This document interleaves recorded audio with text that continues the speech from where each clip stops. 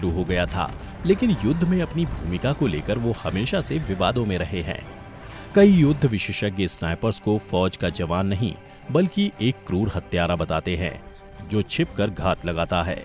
कुछ लोग तो स्नाइपर्स के इस्तेमाल को ही अनैतिक मानते हैं, तो वहीं कुछ इन्हें मॉडर्न वॉर टैक्टिक्स का एक महत्वपूर्ण हिस्सा बताते हैं।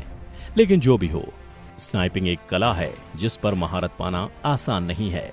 इसी कड़ी में आज इस वीडियो में हम जानेंगे दुनिया के सबसे खतरनाक स्नाइपर्स के बारे में, जिनका नाम सुनते ही दुश्मन का दिल खौफ से भर जाता था। नमस्कार और स्वागत है द मिस्टिका लैंड की इस खास वीडियो में।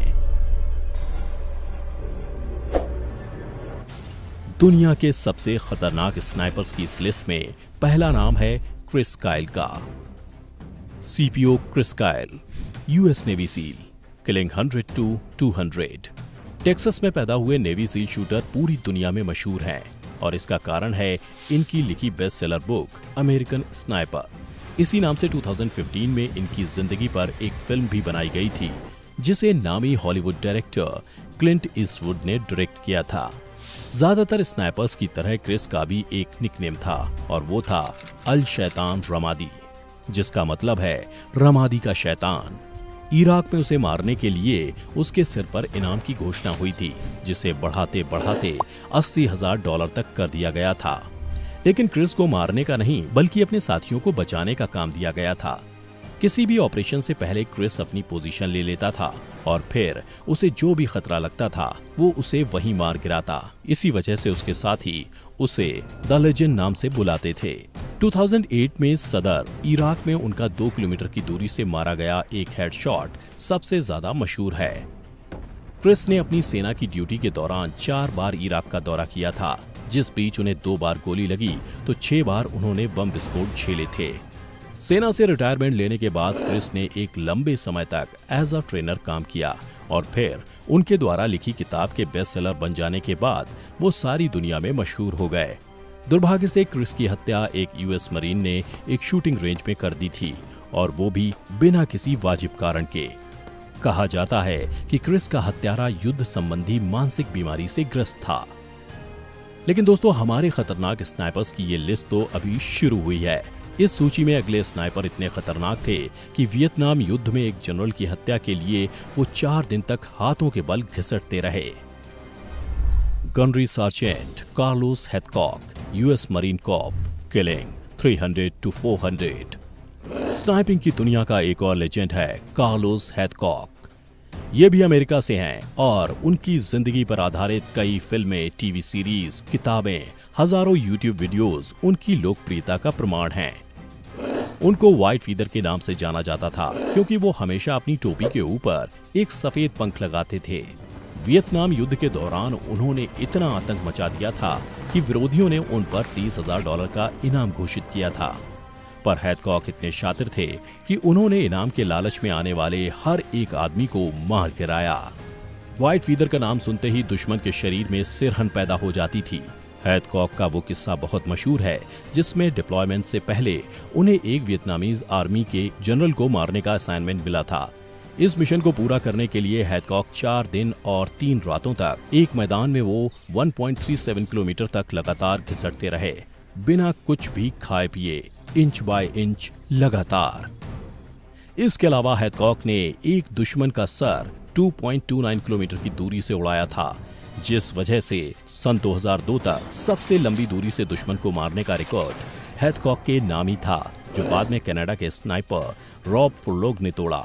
2006 में उनकी कहानी पर आधारित फिल्म शूटर रिलीज हुई थी, जिसे देखने के बाद आप भी हैथकॉक के फैन हो जाएंगे। यहाँ तक कि कई गैलेंट्री मेडल्स पाने वाले हैथकॉक के सम्मान में एक sniper rifle M25 white feather भी लॉन्च की गई थी। दोस्तों, हमारे लिस्ट का अगला स्नाइपर छिपने की कला में इतना माहिर था कि इस स्नाइपर का निकनेम ही दुश्मन के शरीर में सिरहन पैदा कर देता था। इसका नाम था सीमो हाया। सेकंड लेफ्टिनेंट सीमो हाया, फिनलैंड आर्मी, किलिंग 500 to 600। सभी स्नाइपर्स में सीमो याया के पास इतिहास का सबसे बेहतरीन निकनेम है। उनका निकनेम व्हाइट डेथ यानी कि सफेद मौत उनके दुश्मनों में एक खौफनाक डर पैदा कर देता था।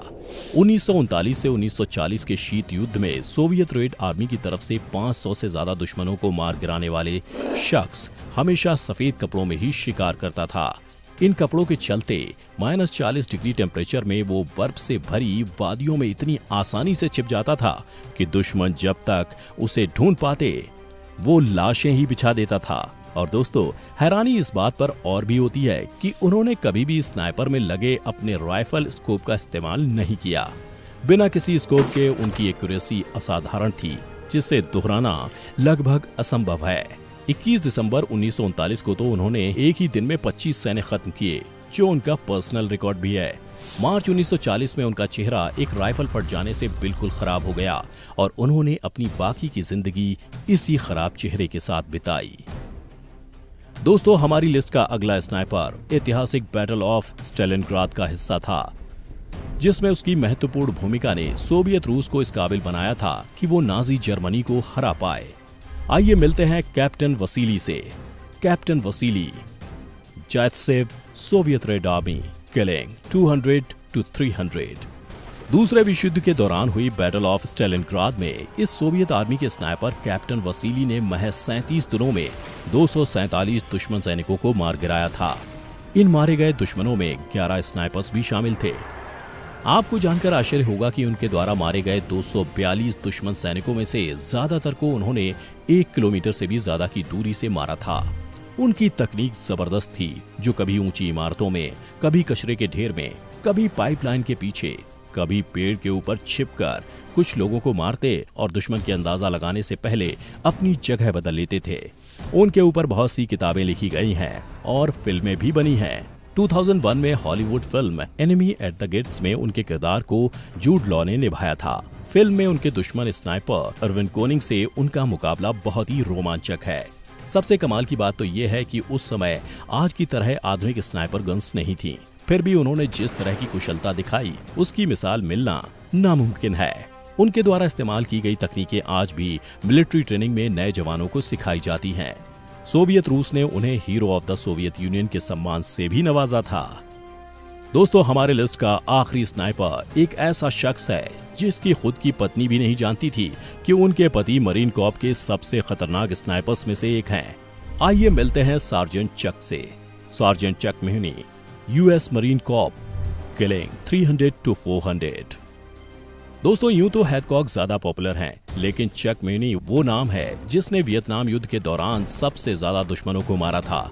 चक इतने घातक शूटर थे कि उन्होंने लगातार 46 हफ्तों तक औसतन 5 दुश्मन मारे थे। 1969 के वैलेंटाइन डे के दिन तो उन्होंने अकेले ही 16 दुश्मन मार गिराए थे। कमाल की बात यह है कि उनकी सभी गोलियां दुश्मन के सिर पर लगी थीं। उनका सीधा सा नियम था, अगर दुश्मन के पास बंदूक है तो वो हमारे लिए खतरनाक है और उसे मार गिराना ही बचने का जरिया है। उन्होंने हमेशा से स्नाइपर्स को हत्यारा कहे जाने का विरोध किया। वो कहते थे, हम तो उल्टा विरोधियों के सैनिकों को मारकर और उनके हौसले तोड़कर अपने सैनिकों की जान बचाते हैं। युद्ध क्षेत्र से वापस अमेरिका आकर चक ने कई दिनों तक एक ट्रेनर के रूप में काम किया। हैदकॉक की प्रसिद्धि की चाह के विपरीत चक अपना जीवन गुमनामी में बिताना चाहते थे और इसलिए उन्होंने अपनी पत्नी तक को इस बारे में नहीं बताया। उनकी गुमनामी 1991 में तब खत्म हो गई जब उनके साथी ने अपनी किताब में उनकी उपलब्धियों का जिक्र किया। इसके बाद चक को मजबूरी में सार्वजनिक जीवन में आना पड़ा, जब विभिन्न संस्थानों से उन्हें मुख्य अतिथि के रूप में निमंत्रण आने लगे। तो दोस्तों, कैसा लगा आपको इन खतरनाक स्नाइपर्स के बारे में जानकर? कुछ नया जाना हो तो इस वीडियो को एक लाइक और शेयर जरूर कर देना। पहली बार हमारी वीडियो देखने वाले सभी हमारा यूट्यूब चैनल सब्सक्राइब कर लें और लाइक करें हमारा Facebook page the mystical land. फिलहाल आज के लिए इतना ही। आपका बहुत बहुत शुक्रिया।